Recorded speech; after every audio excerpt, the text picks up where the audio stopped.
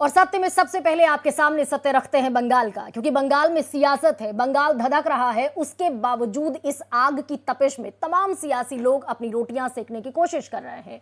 दरअसल 2024 सबको नजर आ रहा है और 2024 का यही चश्मा तमाम सियासतदानों को अपने अपने नजरिए से देखने पर मजबूर कर रहा है। बंगाल में आग है, हिंसा है, आगजनी है, पत्थरबाजी है। इसके अलावा तमाम एहतियात बरते जाने के बावजूद ये आग और ज्यादा भड़क रही है। इस बीच देश के गृह मंत्रालय ने, यानी कि देश के गृह मंत्री अमित शाह ने ममता सरकार से रिपोर्ट तलब कर ली है कि आखिर कानून व्यवस्था को संभाल पाने में राज्य सरकार नाकाम क्यों रही है। लेकिन सबका अपना अपना टर्फ है। 2024 में ममता बनर्जी का अपना टर्फ जिस पर वो खेल रही है, और इधर बीजेपी का अपना जिस पर वो खेलना चाहती।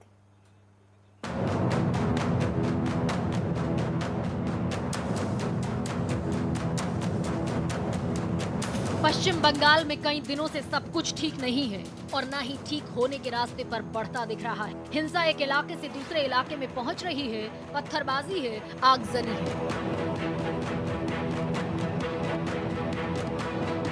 पहले हावड़ा जलता रहा, फिर हुगली सुलगता रहा। कल रात हुगली के रिश्रा रेलवे स्टेशन पर बवाल हो गया। दंगाइयों और सुरक्षा बलों के बीच जमकर पत्थरबाजी हुई। इस दौरान रेलवे स्टेशन के भीतर जय श्री राम के नारे भी गूंजते सुनाई दिए। इसके बावजूद हिंसा की आग में सियासत का घी रोज डाला जा रहा है। टीएमसी और बीजेपी एक दूसरे के आमने सामने आ खड़े हुए हैं।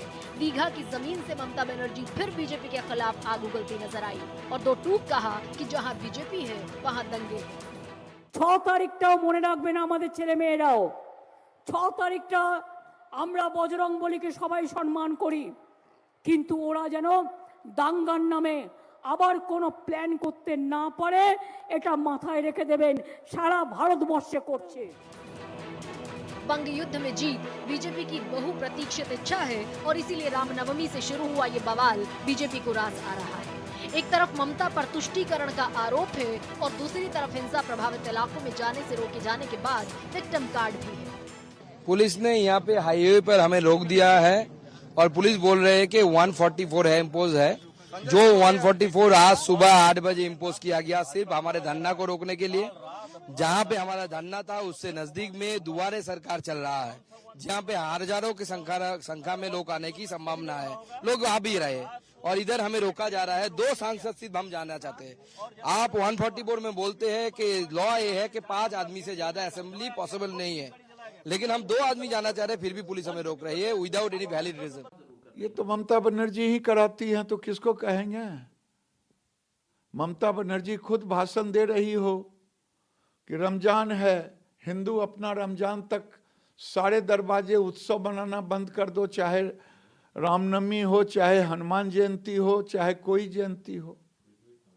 हिंदू द्वितीय दर्जे का नागरिक है बंगाल में। और अब तो हालत ये हो गया है, हिंदू अब पलायन कर रहे हैं। हालांकि राज्यपाल सीवी आनंद बोस ने हिंसा प्रभावित इलाकों का दौरा किया और पीड़ितों को भरोसा दिलाया कि दोषियों के खिलाफ सख्त कार्रवाई होगी।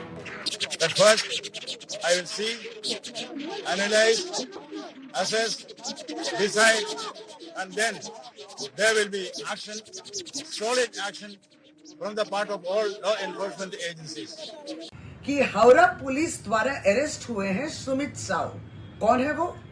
भाजपा के कार्यकर्ता हैं जिसके हाथों में वो बंदूक थी। वो सालकिया के निवासी हैं और आज उनको अरेस्ट किया गया मुंगेर बिहार से। आज सुमित साव ने अपना बयान दिया है और अपने अपराध को स्वीकार किया है और ये कहा है कि हाँ, वही सुमित साव उस दिन बीजेपी के इस जुलूस में था और उसी के हाथ में ये बंदूक था। बंगाल में हिंदू मुस्लिम के नाम पर हो रहा ये तांडव सियासी नफे नुकसान से जुड़ा है। 2024 करण बीजेपी और टीएमसी दोनों की साख का प्रश्न है और इसीलिए ममता अपने टर्फ पर खेल रही है और बीजेपी अपने टर्फ पर। Bureau report, Bharat express. तो मिनिस्ट्री ऑफ होम अफेयर्स यानी देश के गृह मंत्रालय ने ममता बनर्जी से रिपोर्ट मांगी है, लेकिन इस रिपोर्ट को जो आप देख रहे थे उसमें बेहद महत्वपूर्ण बयान आया है गिरिराज सिंह का। क्या वाकई बंगाल में मुस्लिम हिंदू जो है, माफ कीजिएगा, क्या वो दोयम दर्जे के नागरिक हैं? ये बड़ा सवाल है और सत्य इसका पहुंचाएंगे रमेश सिंह, मेरे सहयोगी इस समय मेरे साथ जुड़ गए हैं। रमेश, क्या गिरिराज सिंह के बयान को संजीदगी से लिया जाए? क्या इस बाबत भी होम मिनिस्ट्री के पास कोई इनपुट है, किसी तरह की कॉन्क्रीट इंफॉर्मेशन है? गिरिराज सिंह जो कह रहे हैं उस पर अभी मैं आपसे सत्य सुनना चाहती हूँ, सत्य जानना चाहती हूँ। और दूसरी चीज ये, मिनिस्ट्री ऑफ होम अफेयर्स ने तो रिपोर्ट तलब की है, लेकिन एक इधर ममता बनर्जी भी अपनी टर्फ पर खेलती हुई नजर आ रही है। सब कुछ कहां जाकर एक बिंदु पर मिलता हुआ दिख रहा है? देखिए, गिरिराज सिंह का जो बयान है वो कहीं ना कहीं जिस पार्टी से बिलोंग करते हैं और जिस तरह बयानों के लिए वो जाने जाते हैं उसी तरह का बयान है। पर उससे बड़ी चिंता की बात है कि ममता बनर्जी का बयान, आप देखिए पिछले दिनों रामनवमी के जुलूस में उन्होंने जिस तरह कहा था कि मुस्लिम के इलाकों में आप घुसेंगे तो आपके ऊपर कठोर कार्रवाई होगी, आज उनका बयान आया है कि हिंदू भाइयों से अपील है कि रमजान का महीना चल रहा है और वो 6 तारीख हनुमान जयंती है और उसमें भी हिंदू जुलूस निकालते रहे हैं, एक परंपरा रही है जुलूस निकालने की। उस जयंती को मनाने से पहले भी उन्होंने कहा है कि मुसलमान भाइयों की रक्षा करिए। आप ममता बनर्जी क्या सोच के इस तरह के बयान दे रही हैं ये तो वो जाने, पर आप कैसे किसी एक धर्म को दूसरे धर्म से असुरक्षित बता सकती हैं? कैसे आप बता सकती हैं कि एक धर्म से दूसरे धर्म को खतरा है?